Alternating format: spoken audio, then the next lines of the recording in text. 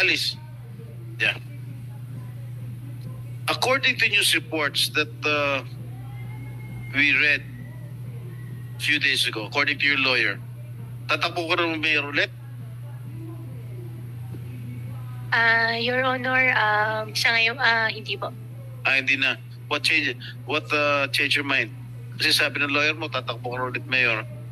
Your Honor, haharapin ko po muna yung mga accusations po sa akin. Ninisin ko po muna yung sarili ko po. At para maging fair din po para sa mga constituents ko po na minamahal ko po. Very good. Okay. Thank you for watching, guys. Just click on my YouTube channel, Al Johnny Rick.